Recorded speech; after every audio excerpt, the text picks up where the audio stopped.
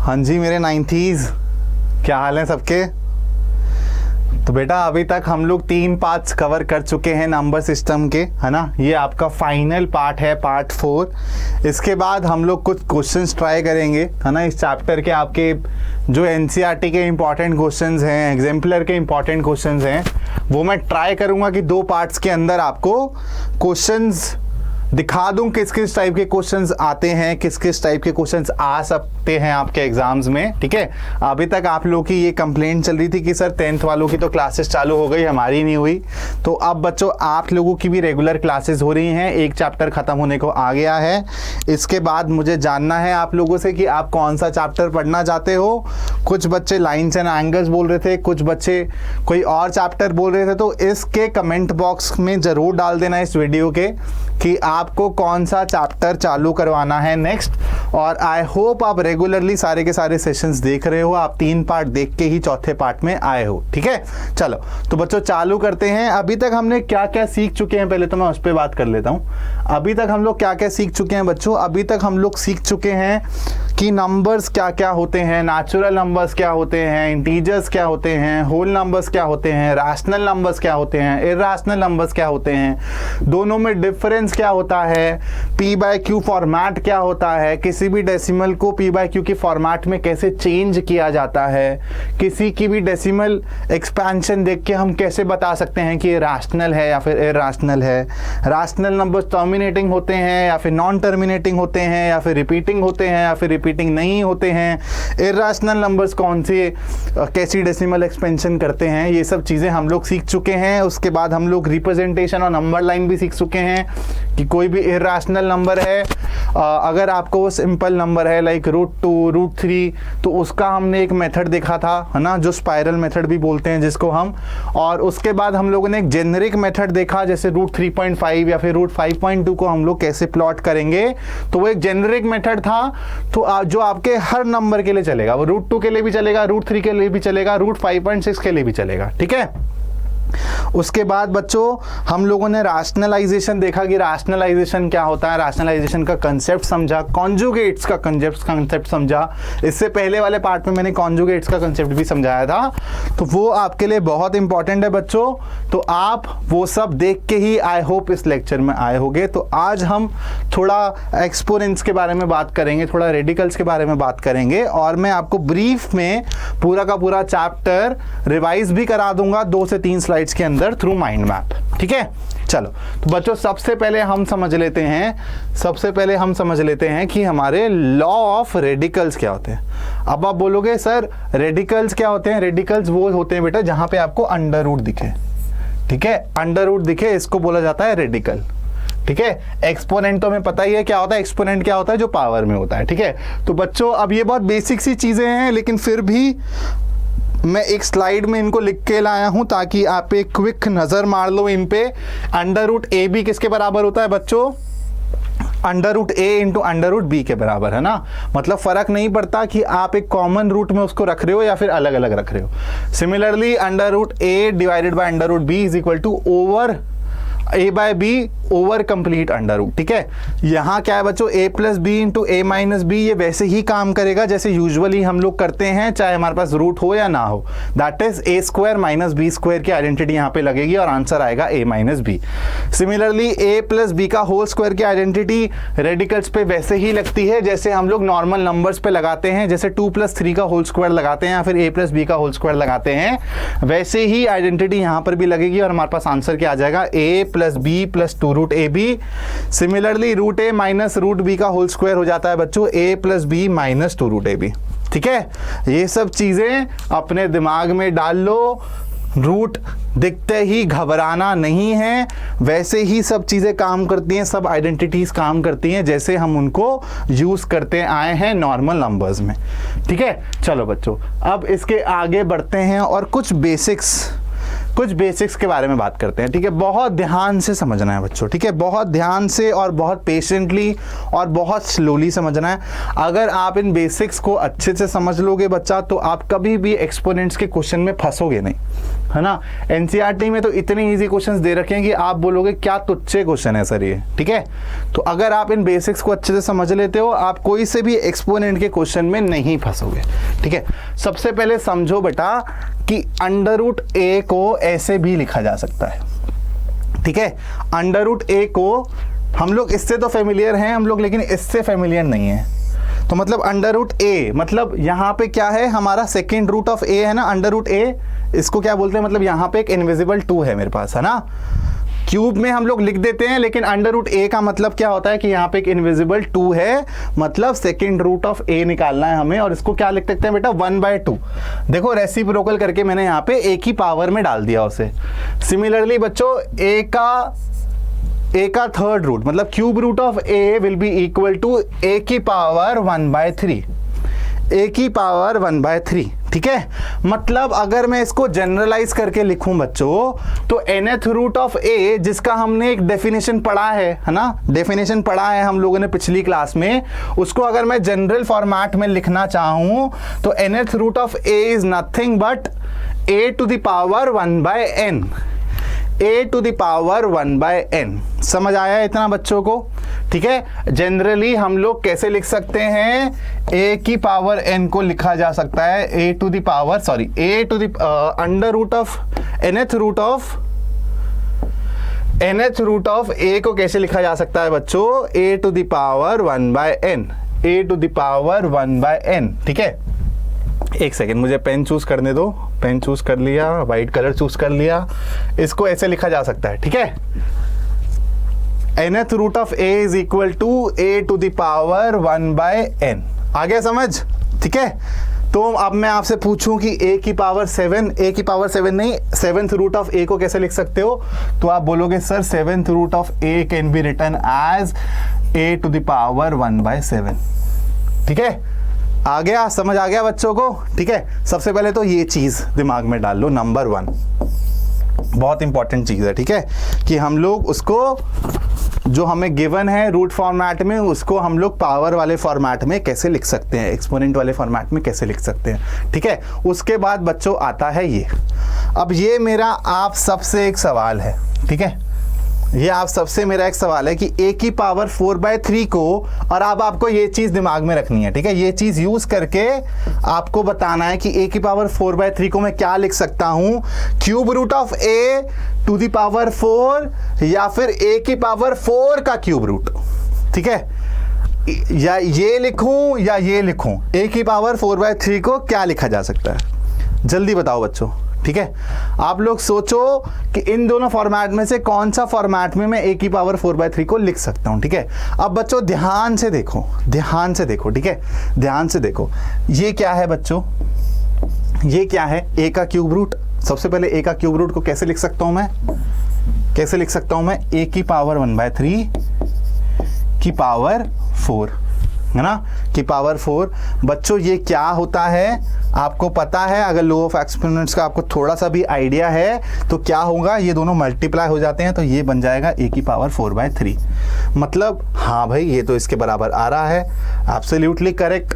अब देखते हैं सेकंड वाला क्या बोलता है, अब देखते हैं सेकंड वाला क्या बोलता है बच्चों। यहाँ पे क्या है मेरा, a की पावर 4 है ना, तो a की पावर 4 और क्यूब रूट को मैं कैसे लिख सकता हूँ, क्यूब रूट को कैसे लिख सकता हूँ, इसका 1/3, है ना, समझ आया, इसका 1/3।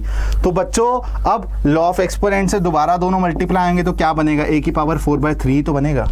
मतलब आप इसको ऐसे भी लिख सकते हो और ऐसे भी लिख सकते हो। इट डजेंट मैटर कि आप पहले क्यूब रूट करके पावर 4 करो या फिर पहले पावर 4 करके क्यूब रूट करो, it doesn't matter, it doesn't matter. बहुत इंपॉर्टेंट है बच्चों ये, ठीक है। ये हो गया आपका सेकेंड इंपॉर्टेंट बेसिक, ठीक है, सेकेंड इंपॉर्टेंट बेसिक। अब बच्चों चलो एक एग्जाम्पल के तौर पे ना कुछ कर लेते हैं, एक एग्जाम्पल टाइप का कर लेते हैं हम लोग, एक एग्जाम्पल टाइप का कर लेते हैं हम लोग। चलो एग्जाम्पल में लेता हूं नेक्स्ट पेज पे, ठीक है, एग्जाम्पल में लेता हूं नेक्स्ट पेज पे। अब बच्चों ये सब अभी भूल जाओ थोड़ी देर के लिए और एग्जाम्पल बताओ मेरे को। जैसे मैंने ले लिया, मान लो जैसे मैंने ले लिया 8 का क्यूब, ठीक है, चलो 8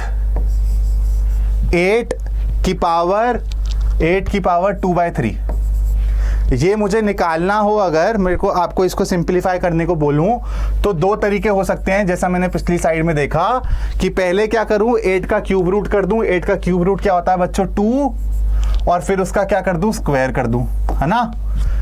8 का क्यूब रूट 1/3 मतलब क्यूब रूट, और फिर क्या है 2 है तो मतलब स्क्वायर, ठीक है। या फिर क्या करूं, 8 का स्क्वायर रूट कर दूं, 8 का स्क्वायर कर दूं, दैट इज 64, और उसका क्या कर दूं, क्यूब रूट कर दूं, है ना। दोनों तरीके हो सकते हैं बच्चों। इससे आंसर क्या आएगा, 2 का स्क्वायर 4, इससे क्या आंसर आएगा, 64 का क्यूब रूट क्या होता है बच्चों, 4। देखो दोनों आंसर सेम है। तो it doesn't matter, order matter नहीं करता है, ठीक है। आप पहले क्यूब रूट कर लो, पहले स्क्वायर रूट कर लो, उसके बाद पावर ले लो, या फिर पहले आप पावर कर लो और उसके बाद स्क्वायर रूट या क्यूब रूट कर लो, फर्क नहीं पड़ता, ठीक है। जैसे अब मैंने यहाँ पे एक और एग्जांपल लिया हुआ है, 4 टू द पावर 3/2 को मैं ऐसे भी लिख सकता हूं, दैट इज 4 का अंडर रूट फिर उसका होल क्यूब, या फिर 4 का होल क्यूब का अंडर रूट, कुछ भी लिख सकता हूं, ऑर्डर मैटर नहीं करता है। बहुत इंपॉर्टेंट बातें बता रहा हूं बच्चों, तो इसके नोट्स जरूर बना लो कि ऑर्डर डजंट मैटर। पहले मैं क्यूब रूट करके पावर कर सकता हूं, या फिर पहले मैं पावर लेके उसके बाद क्यूब रूट या स्क्वायर रूट कर सकता हूं, इट डजंट मैटर, मेरा आंसर हमेशा सेम आएगा, ठीक है। उसके बाद तीसरा इंपॉर्टेंट मुद्दा है बच्चों ये कि आपको जब भी नेगेटिव में पावर दिखती है, तो आपको उसको डिनोमिनेटर में ले जाके आप उसको पॉजिटिव कर सकते हो। That is a to the power minus n is equal to 1/a to the power n, 1/a to the power n। अब सर ये हुआ कैसे, अब देखो बच्चों, अब देखो यहां पे क्या लिखा हुआ है मैंने, a टू द पावर 0 क्या 1 के बराबर होता है, a टू द पावर 0 क्या 1 के बराबर होता है। तो अगर मैं a टू द पावर 0 को a टू द पावर 9 से डिवाइड करूंगा, दोनों का बेस सेम है बच्चों, तो पावर्स विल गेट सब्ट्रैक्टेड। तो a to the power 0 minus n that is minus n, मतलब a to the power minus n किसके बराबर है, a to the power 0 upon a to the power n के। a to the power 0 क्या होता है बच्चों, 1, तो यहां से मेरे पास आ जाएगा 1 to the power 1 divided by a to the power n is equal to a to the power minus n, ठीक है, a to the power minus n। समझ आया बच्चों, समझ आया कि नेगेटिव पावर होगी तो उसके साथ कैसे डील करना है। नेगेटिव पावर होगी तो हम उसको पॉजिटिव कर सकते हैं, कहाँ, न्यूमरेटर डिनोमिनेटर ऐसे इंटरचेंज करके, ठीक है। उसको डिनोमिनेटर इंटरचेंज, मतलब अगर मैं आपसे पूछूं बच्चों, अगर मैं एग्जांपल के तौर पे आपसे पूछूं कि 2 की पावर माइनस 3 क्या होगा, तो आप कुछ नहीं करोगे, आप बोलोगे sir this is nothing but 1/2 का क्यूब, दैट इज 1/8, ठीक है। अगर मैं आप लोगों से बोल दूं बच्चों कि 1/2 की पावर माइनस 3 क्या होगा, 1/2 की पावर माइनस 3 क्या होगा, आप कुछ नहीं करोगे, आप बोलोगे सर दिस इज 2 का क्यूब। मतलब सिर्फ न्यूमरेटर से डिनोमिनेटर में नहीं, डिनोमिनेटर से न्यूमरेटर में भी जाके पावर का साइन चेंज हो जाता है, और ये हो जाएगा यहाँ पे 1/8 के बराबर, और ये हो जाएगा वहां पे 8 के बराबर, ठीक है। आया समझ, स्क्रीनशॉट ले लो इसका भी बच्चों, और इसका भी। बहुत इंपॉर्टेंट चीजें मैंने आप लोगों को बताई हैं ये, ठीक है। कुछ जो बेसिक चीजें आप लोगों को दिमाग में रखनी है वो है ये 1, 2 और तीसरा पॉइंट, ठीक है। चलो अब बच्चों बढ़ते हैं आगे, और अब आते हैं अपने लॉ ऑफ एक्सपोनेंट्स पे। अब बच्चों लॉ ऑफ एक्सपोनेंट्स हमें पता है, हम लोग 8th क्लास से पढ़ते हुए आ रहे हैं, वही सेम लॉ ऑफ एक्सपोनेंट्स अगर हमारी पावर रैशनल नंबर भी हो जाती हैं तो भी काम करती हैं।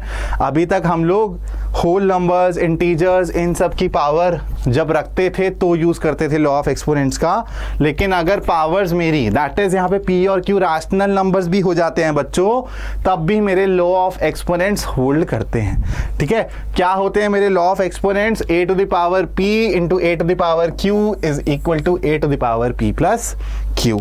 मतलब अगर मैं आपको पूछूं 2 to the power 1/3 into 2 to the power 3/5 क्या होगा, तो आपको कुछ नहीं करना, बेस सेम है, पावर्स ऐड हो जाएंगी, तो ये हो जाएगा 2 टू द पावर 1/3 प्लस 3/5। इसको हम लोग सॉल्व कर लेंगे तो मेरा ये सिंप्लीफिकेशन हो जाएगा, ठीक है। Similarly a to the power p divided by a to the power q is equal to a to the power p minus q। मतलब मल्टीप्लिकेशन में पावर्स ऐड और डिविजन्स में पावर सब्ट्रैक्ट, ठीक है। फिर उसके बाद ये चीज हमने यूज भी करी थी जब मैं आपको सेकंड वाला इंपॉर्टेंट कॉन्सेप्ट समझा रहा था कि अगर a to the power p पे एक q की पावर चढ़ जाती है तो बोथ द पावर्स मल्टीप्लाई, ठीक है, बोथ द पावर्स मल्टीप्लाई, ठीक है। तो ये क्या हो जाएगा, a to the power p q के बराबर। फिर अगर मेरे बेस सेम नहीं है लेकिन पावर सेम है तो मेरे बेस जो हैं आपस में मल्टीप्लाई हो सकते हैं और फिर वो एक कॉमन पावर मैं रेज कर सकता हूं। That is a to the power p into b to the power p is equal to ab to the power p, ठीक है। ये 4 आपके लॉ ऑफ एक्सपोनेंट्स हैं जो आपको याद रखने हैं अच्छे से, जो आपको याद रखने हैं अच्छे से, ठीक है बच्चों। चलो अब इसका स्क्रीनशॉट ले लो आप सारे के सारे और फिर मैं आगे बढ़ता हूं बच्चों। अब क्या करेंगे, नेक्स्ट 2-3 स्लाइड्स में हम लोगों ने 4 पार्ट में जो जो मुद्दे डिस्कस किए हैं, जो जो इंपॉर्टेंट पॉइंट डिस्कस किए हैं, उसका क्रक्स मैं अगली 2 स्लाइड्स में आप लोगों को कवर करवा दूंगा ताकि आपका एक रिवीजन, एक रिकॉल टाइप का हो जाए और उसके बाद हम लोग 2 से 3 क्वेश्चन करेंगे, ठीक है। और उसके बाद कुछ पार्ट्स आएंगे स्पेसिफिकली क्वेश्चन प्रैक्टिस के। तो चलो बच्चों, recap of whole chapter, recap of whole chapter. सबसे पहले हमने क्या देखा, नंबर सिस्टम में रियल नंबर्स होते हैं। रियल नंबर्स को हम लोग नंबर लाइन पे प्लॉट कर सकते हैं। रियल नंबर्स दो टाइप में कैटेगराइज किए जा सकते हैं broadly. One is rational number and the second is irrational number. That is rational plus irrational numbers is equal to real numbers. जो जो बातें बोल रहा हूं बच्चों बहुत इंपॉर्टेंट है, ध्यान से सुनो, ध्यान से लिखो, ठीक है। That means rational number plus irrational number is equal to real numbers. फिर रैशनल नंबर्स में हमारे सारे जो भी अभी तक हम लोग पढ़ते हुए आए हैं बचपन से, numbers, whole numbers, natural numbers, integers, सारे के सारे क्योंकि p बाय q की फॉर्मेट में लिखे जा सकते हैं बच्चों, तो ये सारे के सारे रैशनल नंबर्स के अंडर आ जाते हैं। रैशनल नंबर्स क्या होते हैं, ऐसे numbers that can be written in p bye q form where q can not be equal to 0 because फिर मेरा बन जाता है अनडिफाइंड, ठीक है, अनडिफाइंड हो जाता है मेरा नंबर। और फिर बच्चों कैसी डेसिमल एक्सपेंशन कैसी होती है रैशनल नंबर की, इट कुड बी टर्मिनेटिंग, या तो टर्मिनेट कर जाएगी, है ना, सिंपली जैसे 2/4 या फिर 1/2 की टर्मिनेट कर जाती है, या फिर टर्मिनेट नहीं करेगी बट रिपीट करने लग जाएगी, दैट इज 0.99999, है ना, ये भी एक रैशनल नंबर में काउंट होगा, ठीक है। तो डेसिमल एक्सपेंशन रैशनल नंबर की क्या होती है, इट ईदर टर्मिनेट्स और इट ईदर रिपीट्स, ठीक है। फिर ये कुछ एग्जांपल्स हैं रैशनल नंबर के, ये कुछ एग्जांपल है रैशनल नंबर के।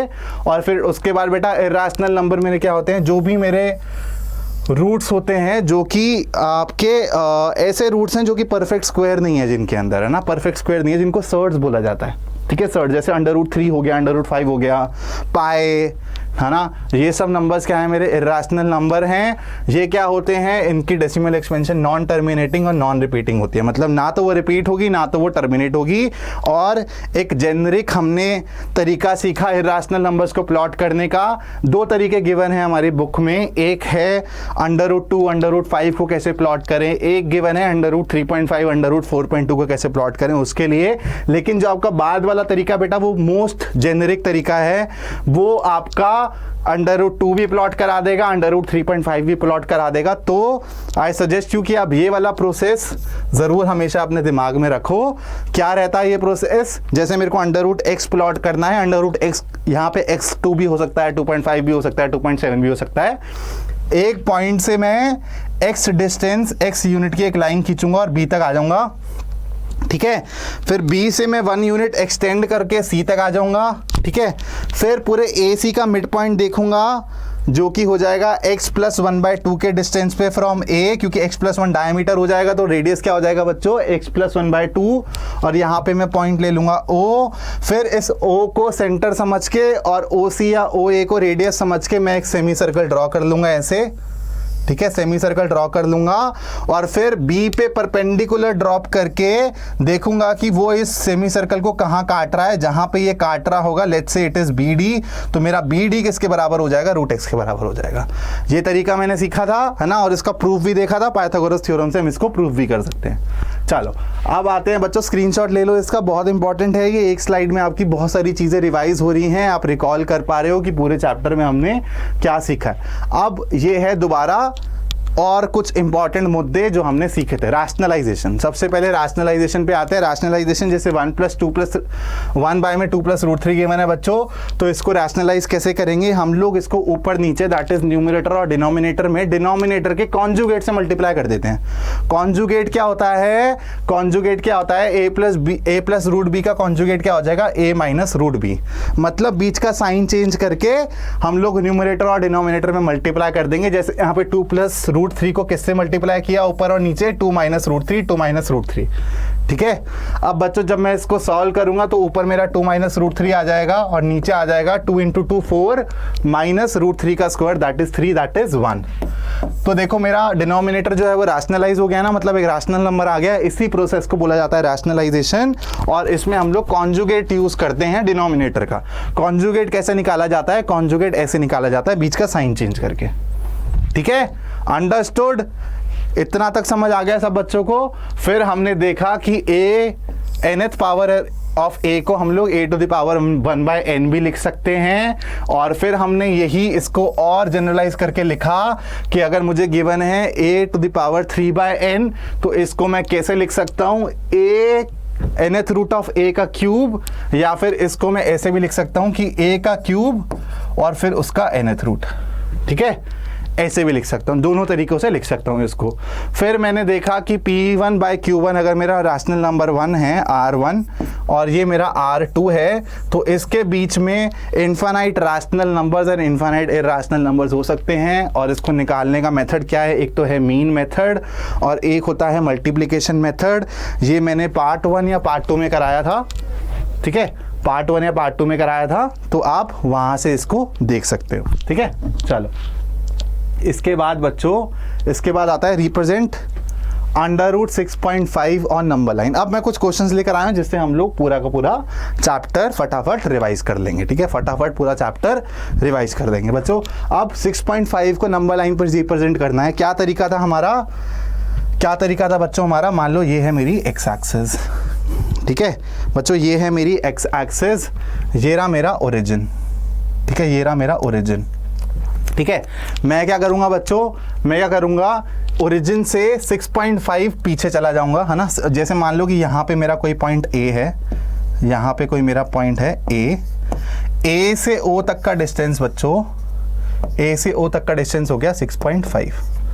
ठीक है, फिर यहाँ से मैं बच्चों 1 यूनिट आगे चला गया, मान लो यहाँ चला गया 1 यूनिट आगे। ठीक है, ये टोटल कितना हो गया? और इसको मार्क कर दो आप B, इसको मार्क कर दो आप B। ठीक है, फिर मैं क्या करूंगा? A B का मिड पॉइंट देखूंगा, दैट इज 7.5 का मिड पॉइंट देखूंगा। ठीक है, 7.5 का मिड पॉइंट कहीं यहाँ पे मान लो कहीं यहाँ पे लैंड कर जाता है। ठीक है, कहीं यहाँ पे लैंड कर जाता है, इसको मैं बोल दूंगा C पॉइंट, सेंटर पॉइंट, है ना, क्योंकि A B का ये सेंटर है तो C बोल दिया इसको। अब क्या करूंगा? यहाँ पे कंपास रख के एक ऐसे सेमी सर्कल बना दूंगा। ठीक है, एक ऐसे सेमी सर्कल बना दूंगा बच्चों। फिर क्या करूंगा? इस पे एक ऐसा परपेंडिकुलर ड्रॉप कर दूंगा मैं। ठीक है, इस पे एक ऐसा परपेंडिकुलर ड्रॉप कर दूंगा, और ये जो परपेंडिकुलर की लेंथ होगी बच्चों, यही मेरी क्या होगी? √6.5 के बराबर होगी, according to the process that I learned, है ना। और अब इसको जब नंबर लाइन पे रिप्रेजेंट करना है बच्चों, तो यहाँ पे ये हो गया मेरा वो, तो यहाँ से जब आप कंपास रख के इसको ऐसे आर्क मारोगे, इस पे जब ऐसे बच्चों आर्क मारोगे, तो यहाँ पे जो ये कट कर रहा है बच्चों, ये क्या हो जाएगा मेरा? √6.5। ठीक है, ऐसे करना है आपको। अब ये मैंने जो स्टेप्स बोले हैं ना बच्चों, ये आपको एग्जाम में लिखने हैं कि स्टेप 1 दिस, स्टेप 2 दिस, तब जाके आपको फुल मार्क्स मिलेंगे। और ये आपके लॉन्ग टाइप में आ सकता है वाला क्वेश्चन, और यूजुअली आता भी है क्वेश्चन। ठीक है, चलो अब बच्चों आगे बढ़ते हैं और आते हैं अपने नेक्स्ट क्वेश्चन पे। आपको रैशनलाइज करना है 5 + 2√6 को अपॉन 5 - 2√6 को आपको रैशनलाइज करना है। क्या मेथड हम लोगों ने सीखा था रैशनलाइज करने के लिए? हम लोग को कुछ नहीं करना होता, डिनोमिनेटर का जो कॉन्जुगेट है बच्चों, उससे ऊपर नीचे मल्टीप्लाई कर देते हैं, है ना।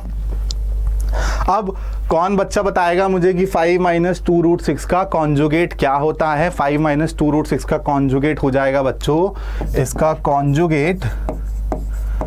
कॉन्जुगेट हो जाएगा 5 + 2√6, है ना। ठीक है, माइनस को प्लस कर दिया। अब मैं क्या करूंगा? इंटू 5 - 2√6, है ना, oh sorry 5 plus 2 root 6 upon 5 plus 2 root 6, है ना। क्या बच्चों ऊपर a प्लस बी का होल स्क्वायर की आइडेंटिटी बन रही है, a प्लस बी के होल स्क्वायर की आइडेंटिटी बन रही है, तो यहाँ क्या हो जाएगा, ये हो जाएगा बच्चों a का square that is 25 plus b का स्क्वायर दैट इज 2 रूट 6 का square that is 2 into 2 4, 4 into 6 24 plus 2 root 2ab है ना, 2ab, तो 2 इंटू 5 10, 10 इंटू 2 20, 20 रूट 6, 20 रूट 6। एक बार देख लेना बच्चों, कैलकुलेशन में कोई मिस्टेक ना हो रहा हो मेरी साइड से, है ना। 25 plus 4 into 6 24 plus 2ab that is 2 into 5 10, 10 into 20, 20 root 6 divided by नीचे क्या आएगा बच्चों, a minus b, a plus b that is a square 25 minus b square that is 2 root 6 का स्क्वायर 24 होता है, तो 25 माइनस 24 दैट इज 1। देखो नीचे का डिनोमिनेटर हमारा रैशनलाइज हो गया और यहां से मेरा आंसर क्या आ जाएगा, 49 प्लस 20 रूट 6, ये है मेरा आंसर।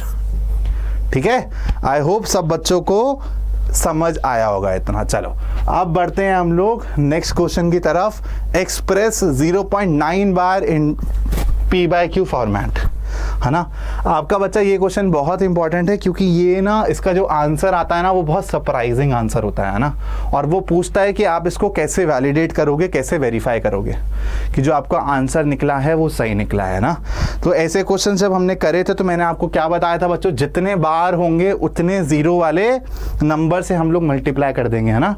इसका क्या प्रोसेस सिखाया था मैंने, let x is equal to 0.9 bar, ठीक है, 0.9 बार, ठीक है, यही होता है। अब इसको 0.9 बार को मान लो ऐसे लिख लो यार, 0.999, ठीक है, यही तो होता है ना, 999 ऐसे रिपीट होता रहेगा, जाता रहेगा मेरा, ठीक है, जाता रहेगा। फिर बच्चों एक बारी एक डिजिट रिपीट हो रही है तो क्या करेंगे, 10 से मल्टीप्लाई करेंगे, एक जीरो वाली संख्या से मल्टीप्लाई करेंगे तो 10x हो जाएगा मेरा 9.9 बार के बराबर, मतलब 9.999 ऐसे जाते जाते हो जाएगा। ठीक है, अब क्या करेंगे, इन दोनों इक्वेशंस को सब्ट्रैक्ट कर देंगे तो 10x माइनस x क्या आता है बच्चों, 9x के बराबर। और जब आप इन दोनों को माइनस करोगे बच्चों तो आपका क्या आएगा, 9.999 माइनस 0.999, ये सारे के सारे एक दूसरे को कैंसिल करते चले जाएंगे, है ना। और मेरा क्या बचेगा, 9 बचेगा, और यहां से बच्चों मेरा x आ जाता है 1 के बराबर। मतलब 0.9 बार का p बाय q फॉर्मेट में रिप्रेजेंटेशन क्या है बच्चों, 1 के इक्वल है ना, 1 के इक्वल है। ऐसा क्यों है बच्चों, क्योंकि यहाँ पे हम लोग ना लिमिट देखते हैं, है ना, 0.9999999, this is very close, very very close to 1, इसलिए इसकी जो p बाय q फॉर्मेट में वैल्यू आती है वो 1 के इक्वल आती है। ठीक है, और ये क्वेश्चन बच्चों this is very very important, very very important from your exam point of view. ठीक है, एग्जाम पॉइंट ऑफ व्यू से ये क्वेश्चन बहुत इंपॉर्टेंट है, तो इसको अच्छे से देख लेना, ये क्वेश्चन आपके एग्जाम में जरूर आ सकता है। एक ये क्वेश्चन, और आप अंडर रूट 3.5 या फिर अंडर रूट 4.2, मतलब किसी भी डेसिमल वाले रूट को कैसे रिप्रेजेंट करते हो वो भी आपके एग्जाम में फॉर श्योर आ सकता है। ठीक है, तो चलो आज के सेशन में इतना ही था। आपका नंबर सिस्टम अब हो चुका है खल्लास। चारों पार्ट एक बारी मैं आप सबसे दरखास्त करूंगा कि चारों पार्ट आप एक बारी दोबारा देख के खुद से नोट्स बना लो। ठीक है, अगर नहीं बनाया तो खुद से नोट्स बना लो, और फिर अब नेक्स्ट पार्ट में आप लोगों को एकदम प्रिपेयर होकर आना है क्वेश्चंस के लिए। हम लोग, मैं ट्राई करूंगा या तो एक लंबा सेशन ले लूंगा 1.5-2 घंटे का, जिसमें हम लोग सारे टाइप के क्वेश्चंस कर लेंगे, या फिर अगर आप बोलोगे तो 2 पार्ट्स में हम लोग उसको कवर कर लेंगे, ताकि ज़्यादा वैरायटी ऑफ क्वेश्चंस हम लोग कर पाएँ, फिर उसके बाद हम लोग नेक्स्ट चैप्टर पे आएंगे। ठीक है, तो चलो till then keep learning and thanks for joining. और आप लोगों को जो भी मैंने सिखाया आज समझ आया हो, चारों पार्ट्स आप फॉर श्योर रिवाइज करके नेक्स्ट लेक्चर में मुझे ज़रूर मिलना। चलो, गुड बाय।